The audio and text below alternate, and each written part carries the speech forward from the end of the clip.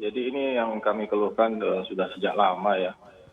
Dan beberapa kali sudah diangkat juga oleh media gitu ya. Dan kami juga sudah mengadukan. Itu tidak hanya di Jakarta gitu.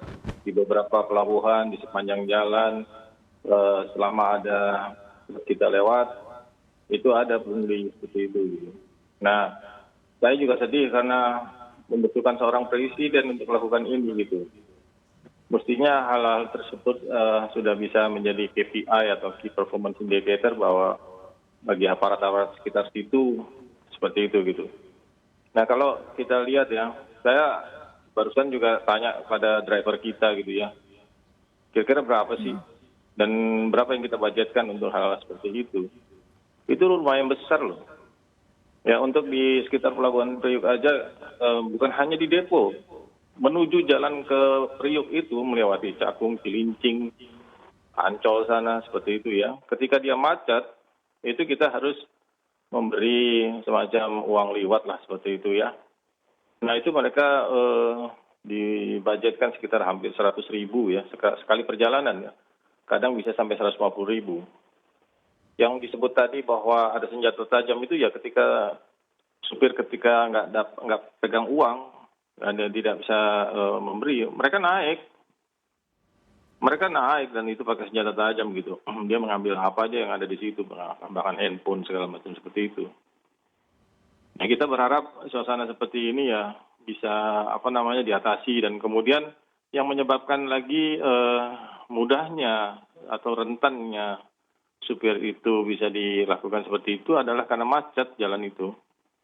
Hari-hari besar ekspor itu which is hari Jumat, Sabtu gitu ya, Minggu, dan kemudian hari import juga demikian, itu macet di sekitar situ gitu ya. Jadi itu mudah sekali. Coba dikalikan kalau jika ada 100 kontainer atau 1.000 kontainer sehari berlalu lalang di situ, dikali 100.000 aja sehari ya.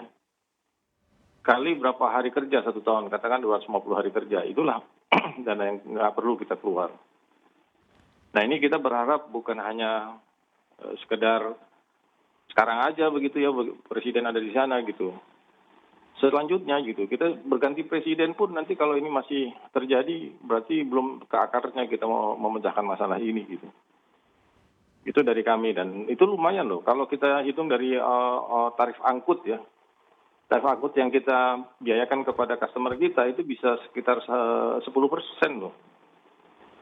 Seperti itu gitu. Nah, di situasi yang sulit seperti ini, ketika biaya itu bisa dibantu oleh pemerintah untuk dihilangkan, itu kan menjadi nikmat buat supir dan nikmat buat pelanggan kami.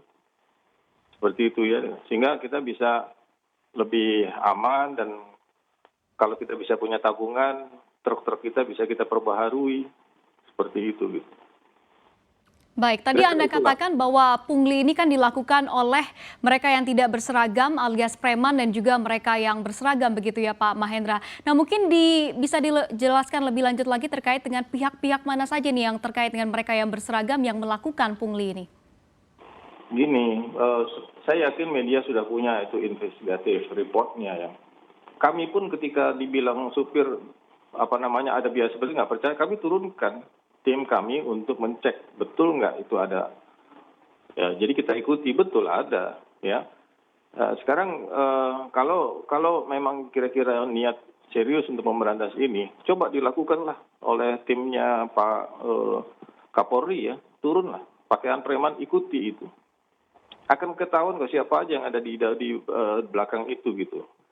Nah kalau bisa sampai akar-akarnya, sehingga kami ini sudah kepepet ya situasi pandemi seperti ini.